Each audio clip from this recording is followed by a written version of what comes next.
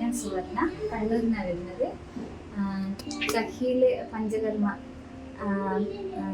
കർക്കിടക ചികിത്സ ചെയ്യാനാണ് ഇവിടെ വന്നത്. അപ്പം എൻ്റെ ഒരു ഫ്രണ്ട് വഴിയാണ് അറിഞ്ഞത്. ഒരു ഫ്രണ്ടാണ് സഹീനെ കുറിച്ച് പറഞ്ഞത്. അവള് റിവ്യൂസൊക്കെ നോക്കിയിട്ട് ഇങ്ങനെയുണ്ട്, അപ്പം അതിനെക്കുറിച്ചൊക്കെ ഷെയർ ചെയ്യായിരുന്നു കുറച്ച് കാര്യങ്ങൾ. അപ്പം അവൾ പറഞ്ഞാൽ നീ ഇങ്ങനെ ഒരു ഇത് നോക്കിയോ. ഒരു ചെറിയ ബാക്ക് പെയിനൊക്കെ ഒരു ഇഷ്യൂ ഉണ്ടായിരുന്നു. അങ്ങനെയാണ് സഹിയിലേക്ക് വരുന്നത്, കോണ്ടാക്ട് ചെയ്യുന്നത്. അപ്പം ഇവിടെ വന്നപ്പം 14 days ട്രീറ്റ്മെൻറ്റ് ഞാൻ എടുത്തത്. ഞാൻ ഡോക്ടറെ അടുത്ത് സംസാരിച്ച് കാര്യങ്ങളൊക്കെ എക്സ്പ്ലെയിൻ ചെയ്തപ്പോൾ അവർ 14 days ട്രീറ്റ്മെൻറ്റാണ് റെക്കമെൻഡ് ചെയ്ത്. ഇവിടെ വന്നപ്പോഴാണ് എന്താ പറയുക, നമ്മളൊരു ട്രീറ്റ്മെൻറ്റ് ബാക്ക് പെയിൻ അങ്ങനെയൊക്കെ നമ്മൾ ഇത് കേൾക്കുന്നത് അങ്ങനെയല്ലേ. കർക്കിടക ചികിത്സ തന്നെ ബാക്ക് പെയിനും ഇങ്ങനെ ഇതുണ്ടെങ്കിൽ നമുക്ക് 1 വർഷം നമ്മുടെ ആരോഗ്യം ഇതൊക്കെ. പക്ഷേ എൻ്റെ കാര്യത്തിൽ എനിക്ക് മെൻ്റലി ഭയങ്കര സ്ട്രെസ്ഡ് ആയിരുന്നു.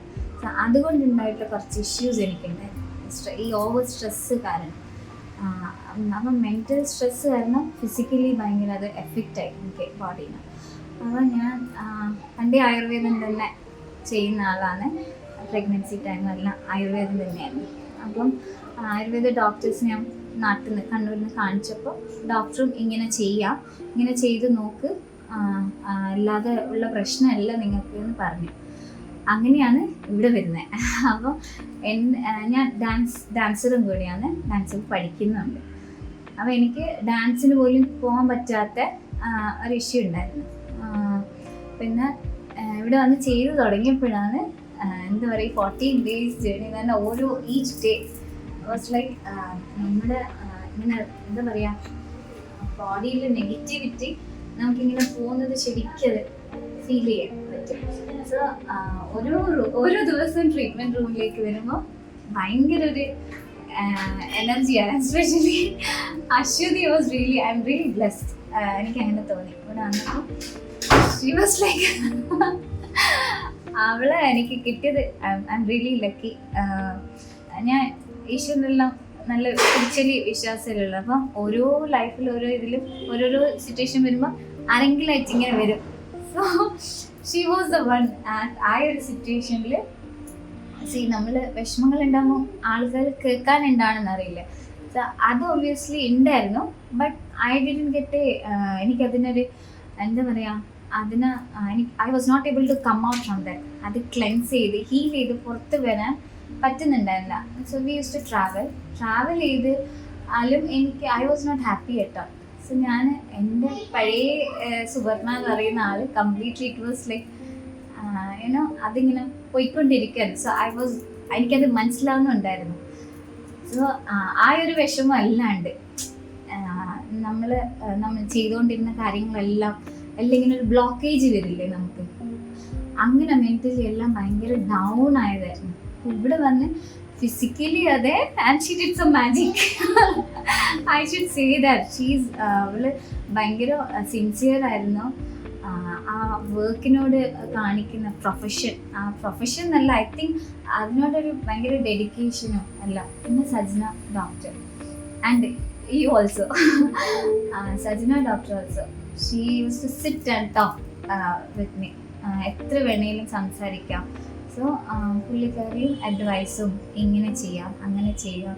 അപ്പം അതിങ്ങനെ പറയും. അറ്റ് ദ സെയിം ടൈം ട്രീറ്റ്മെൻറ്റും ഇതൊക്കെ ആയപ്പോൾ ഭയങ്കര ഇതായി. അപ്പം എനിക്ക് ഇന്നിപ്പോൾ ഇതാരെയും സ്റ്റീമ ലാസ്റ്റ് ഡേ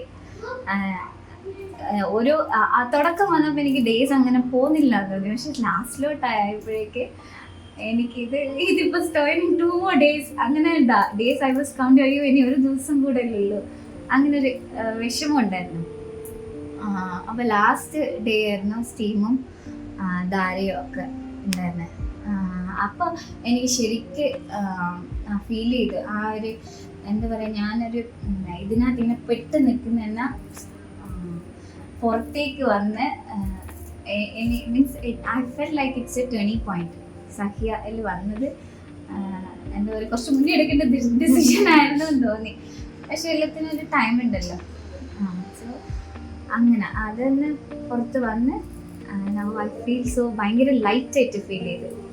ആ ഒരു ബേർഡൻ എന്ന് പറഞ്ഞാൽ എന്താ പറയുക, ഇപ്പം എനിക്ക് ഡോക്ടേഴ്സൊക്കെ പറഞ്ഞത് മനസ്സിലായി. ഇപ്പം ഞാൻ വിചാരിക്കുക സ്ട്രെസ്സ് വരുമ്പോൾ എങ്ങനെ ഈ ബാക്കിൽ ഇവിടെ ഒരു പെയിൻ ഭയങ്കരമായിട്ട് ഉണ്ടായിരുന്നു. എനിക്ക് ആ ടൈമൊന്നും ഈവൻ ഒരു ഡേ സ്റ്റാർട്ട് ചെയ്യുമ്പോൾ തൊട്ട് അത് എനിക്ക് അങ്ങനെ രാത്രി എല്ലാം ഇതായിട്ടുണ്ടായിരുന്നു.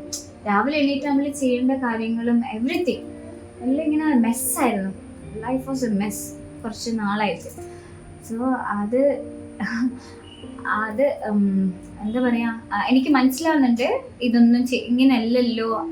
അപ്പം അത് ഓർത്തിട്ടും ടെൻഷൻ, ഞാൻ ചെയ്യുന്ന കാര്യങ്ങളെല്ലാം അതെല്ലാം മനസ്സിലാവുന്നുണ്ട്. ബട്ട് എനിക്ക് അതിനകത്ത് പുറത്തു വരാൻ പറ്റുന്നില്ല. അങ്ങനെ ഒരു എന്താ പറയുക, ഒരു ഇതിനകത്ത് ഇങ്ങനെ നമ്മൾ കുടുങ്ങിക്കിടക്കില്ല. യെസ്, അതിൽ പെട്ടിട്ട് നമ്മൾ അങ്ങനെ അതിന് എന്താ വേറെ എന്ത് പറയണമെന്ന് അറിയില്ല. അങ്ങനെ ഒരു ഇതിനകത്ത് കുടുങ്ങിക്കിടന്ന പോലെയായിരുന്നു. സോ ഈ ട്രീറ്റ്മെൻറ്റ് ഇതൊക്കെ കഴിഞ്ഞപ്പോഴേക്ക് ഭയങ്കര മെൻ്റലി ഭയങ്കര ഒരു എന്താ പറയുക, നമുക്ക് ആ ഭാരമെല്ലാം മാറി നമ്മൾ അതിനകത്ത് പുറത്ത് വന്ന് ആ ഷെല്ല് പൊട്ടിച്ച് പുറത്ത് വന്ന് no I feel like I free, പറക്കാൻ ഇങ്ങനെ റെഡി. അങ്ങനെ ഒരു ഇത്. ഇപ്പം ഇന്നും പോകുമ്പോൾ ഒരു വിഷമോ. സോ അങ്ങനെ പിന്നെ അശ്വതിയായിട്ടുള്ള ഭയങ്കര ഒരു കണക്ഷൻ, ഒരു ബോണ്ട് വന്ന് ഒരു ആത്മബന്ധം എന്നൊക്കെ പറയില്ലേ, അങ്ങനെ. ഇന്ന് വിഷമമുണ്ട് ആക്ച്വലി പോകുമ്പോൾ, പക്ഷെ അത് പിരിഞ്ഞു പോകണം എന്നുള്ള ഓർത്തിട്ടുള്ള ഒരു വിഷമം. ഭയങ്കര ഹാപ്പിയാണ്, സാറ്റിസ്ഫൈഡ്.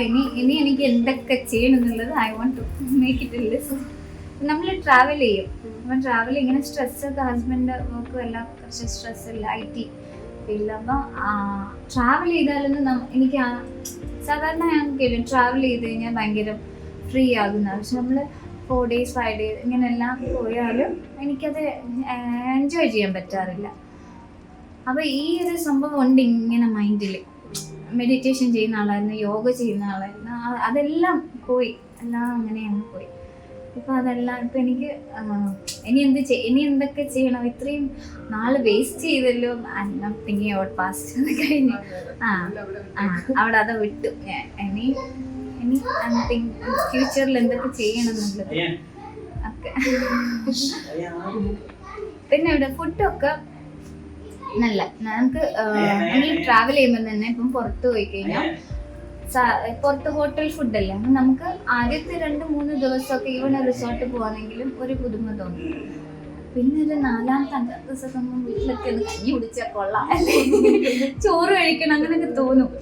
അപ്പം ഇവിടെ വന്നപ്പം ഹസ്ബൻഡ് വേറെ റൂമിൽ നിൽക്കാം, വർക്ക് ചെയ്യുന്നുണ്ടല്ലോ, വർക്ക് ഫ്രം ഹോം ആണല്ലോ. അപ്പം അത് ബുദ്ധിമുട്ടാകും, അടുത്തൊരു ഹോട്ടൽ നോക്കിയിരുന്നു എന്നൊക്കെ പറഞ്ഞു. അപ്പോൾ ഇവിടുത്തെ ഫുഡ് കഴിച്ചപ്പോൾ ഓക്കെ, വീട്ടിലൊക്കെ ഉണ്ടാക്കുന്ന പോലുള്ള കറികളും, പുള്ളി നോൺ വെജാണ്. അപ്പോൾ മീൻകറിയൊക്കെ നാട്ടിൽ നമ്മൾ വീട്ടിലുണ്ടാക്കുന്ന അങ്ങനെ. അപ്പോൾ നമുക്കൊരു വീട്ടിലുണ്ടാക്കുന്ന സാധാരണ ഭക്ഷണങ്ങൾ, ഇങ്ങനെ സോസ് അങ്ങനത്തെ ഒന്നും ഇല്ലാണ്ട്, ഒബ്വിയസ്ലി ആയുർവേദിക് സെൻ്ററാണ്. അപ്പം നമുക്ക് ഹെൽത്തി ആയിട്ട് നമ്മൾ പുറത്തുനിന്ന് കഴിച്ചാലും ട്രാവൽ ചെയ്യുമ്പോഴാണെങ്കിൽ റിസോർട്ടിൽ ചെന്നാലും എന്തെങ്കിലുമൊക്കെ ഒരു ഇത് വരുമല്ലോ, ചെറിയ എന്തെങ്കിലും അവർ കൂടുതൽ സോസ് വേണം, നമ്മൾ കുറച്ച് നാച്ചുറലായിട്ടെല്ലാം ഉണ്ടാക്കുന്നത്. അപ്പം ആ ഫുഡ് ഭയങ്കര ആ ഫുഡ് കൊണ്ടാണ് പുള്ളി നിന്നത്. മീൻകറിയൊക്കെ ഭയങ്കര ഇഷ്ടമായി പുള്ളിക്ക്. ഞാൻ വെജിറ്റേറിയൻ ആയിരുന്നു. ഫുഡ് അതിനെ പറ്റി അങ്ങനെ നല്ല ഭയങ്കര ഇഷ്ടമായി. ഹോംലി എന്നാലും നമുക്ക് മടുപ്പ് വരില്ല. നമുക്ക് വീട്ടിലെ ഫുഡ് അങ്ങനെ എപ്പോഴും പോയി എന്തെങ്കിലും ഒന്ന് പുറത്തുനിന്ന് കഴിക്കുക എന്നുള്ളല്ലോ. പക്ഷെ നമുക്ക് ട്രാവൽ ചെയ്യുമ്പോൾ നമുക്കൊരു മടുപ്പ് വരില്ല. അത് വന്നില്ല. ഇനി അടുത്ത വർഷം വരണമെന്ന് ആഗ്രഹമുണ്ട്. സത്യം പറഞ്ഞാൽ ഇനിയൊന്ന് പ്രസവിച്ച അങ്ങനെയാ ഞാൻ അശ്വതിയോട് പറയുന്നത്, ഇനിയൊന്ന് പ്രസവിച്ചാലോ എന്ന് ആലോചിക്കാം. അതെ, rejuvenation, complete head to toe എന്താ പറയുക, റെജുവിനേറ്റ് ചെയ്തു. അപ്പം കർക്കിടക ചികിത്സ എന്ന് പറയുമ്പോൾ നമ്മൾ ഇങ്ങനെ, പക്ഷേ ഇത് ശരീരം മാത്രമല്ല മനസ്സും ഒക്കെ നല്ല മെന്റലി ഫിസിക്കലിയും. അത് നമ്മൾ മെന്റലി സ്ട്രോങ് ആണെങ്കിൽ നമുക്ക് physically nothing is going to effect. അപ്പോൾ എനിക്ക് ഇതുവരെ അങ്ങനത്തെ ഹെൽത്ത് ഇഷ്യൂ അങ്ങനെ ഒരു ഇഷ്യൂസ് ഉണ്ടായിട്ടില്ല. ആഫ്റ്റർ ഡെലിവറി ആണെങ്കിൽ ഒന്നും ഉണ്ടായിരുന്നില്ല. പക്ഷേ മെന്റൽ സ്ട്രെസ് കാരണമാണ് എനിക്ക് ഇങ്ങനെ ഓരോരോ ഇത് വന്നത്. അപ്പം കംപ്ലീറ്റ് റെജുവിനേഷൻ.